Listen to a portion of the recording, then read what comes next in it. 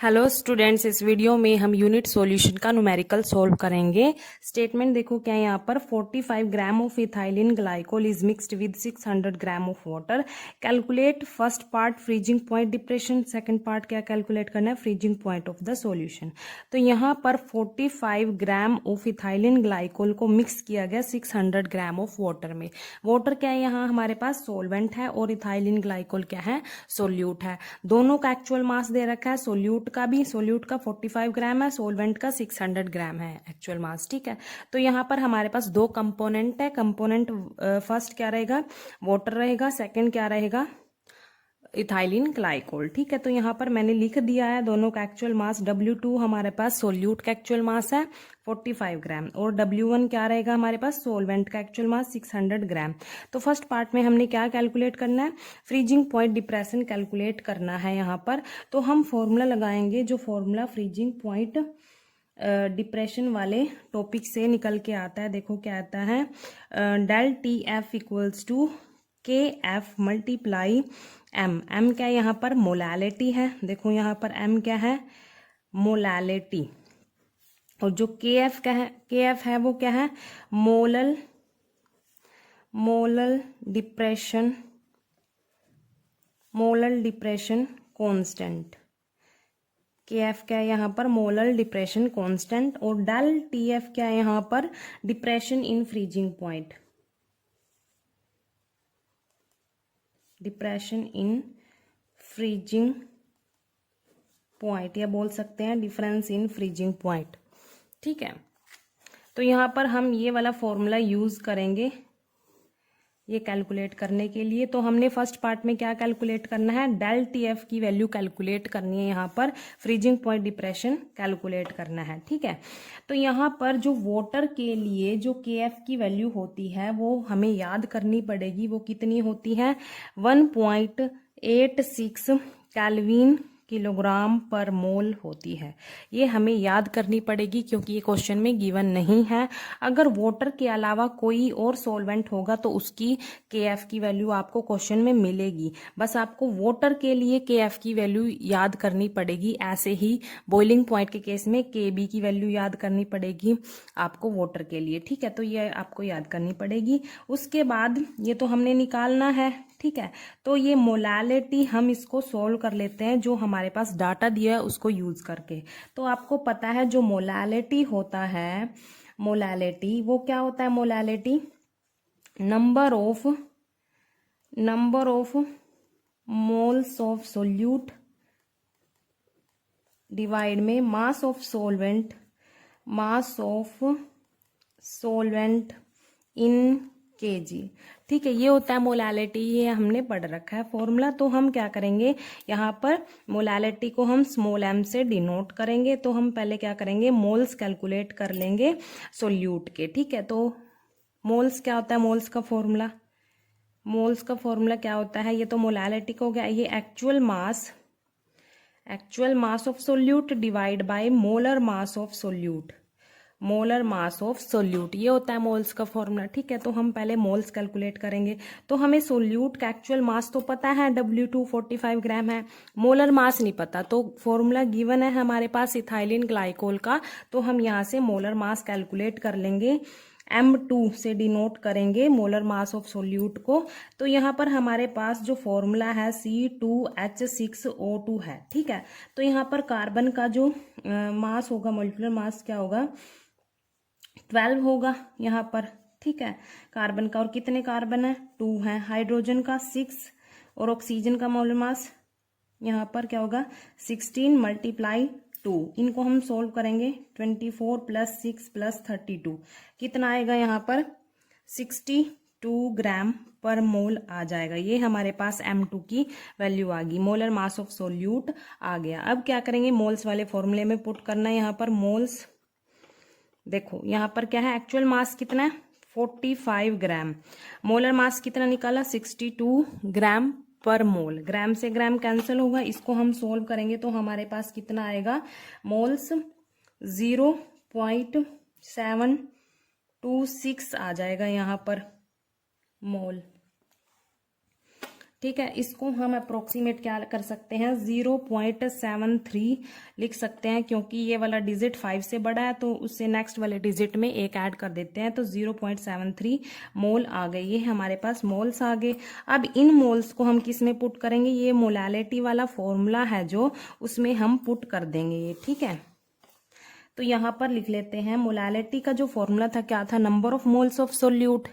ठीक है, तो कितने आए, 0.73। यहाँ पर लिख लेते हैं 0.73 मोल।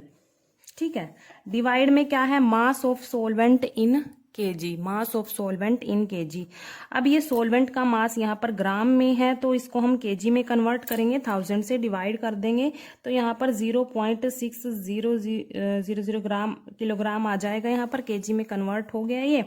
ठीक है, तो फॉर्मूले में पुट करो, मोलालिटी का formula number of moles of solute divide by mass of solvent in KG. Moles तो हमने पुट कर दिए, मोल्स तो ये थे, ये पुट कर दिए। मास ऑफ सोलवेंट इन केजी ये है, इसको भी पुट कर देते हैं।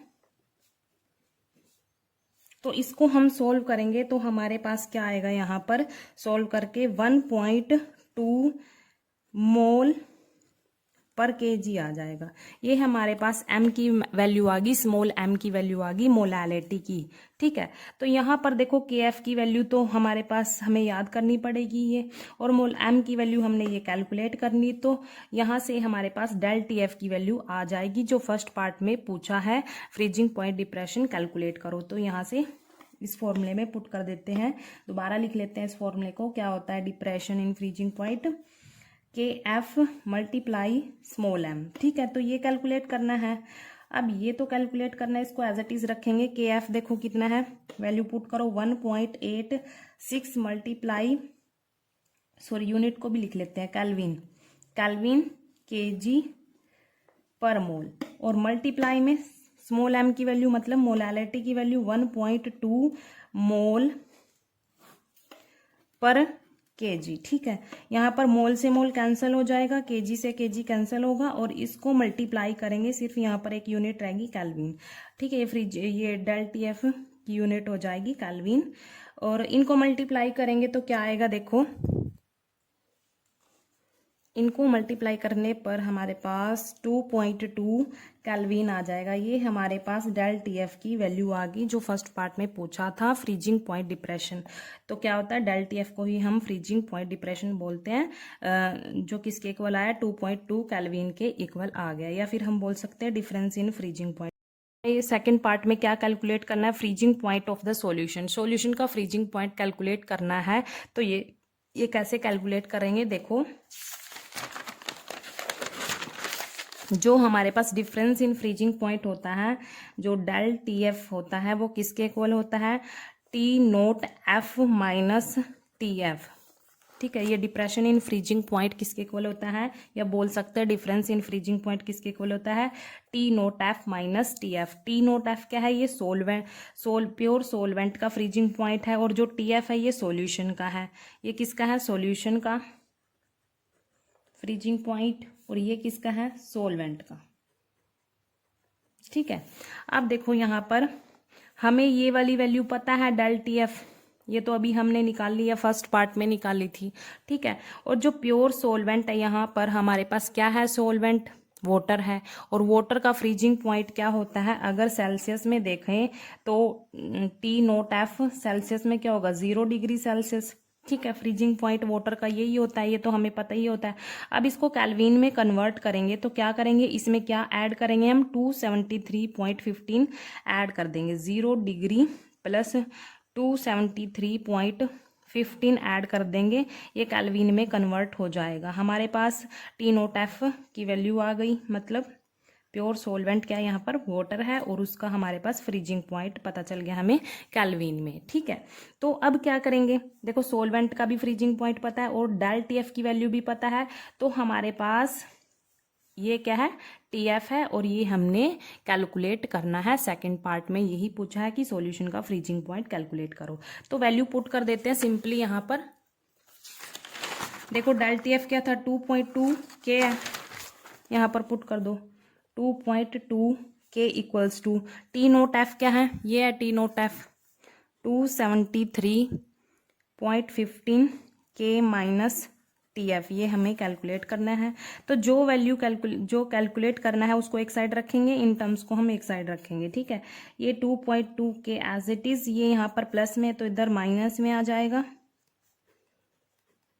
ठीक है। ये इक्वल्स टू माइनस TF। अब इसको सोल्व करेंगे तो क्या आएगा हमारे पास सोल्व करके, -270.95 केल्विन में है ना, ये केल्विन में equals to minus TF। Minus से माइनस कैंसिल हो जाएगा, तो हमारे पास जो सॉल्यूशन का फ्रीजिंग पॉइंट है वो कितना आएगा, 270.95 केल्विन। ये हमारे पास सॉल्यूशन का फ्रीजिंग पॉइंट है। ये क्या है हमारे पास, सेकंड पार्ट है, ठीक है। ये हमने सेकंड पार्ट सोल्व किया। और फर्स्ट पार्ट में क्या पूछा था, डेल TF की वैल्यू, वो भी हमने निकाल दी। सेकंड पार्ट में सॉल्यूशन का फ्रीजिंग पॉइंट पूछा था, वो भी हमने कैलकुलेट कर दिया। Thank you.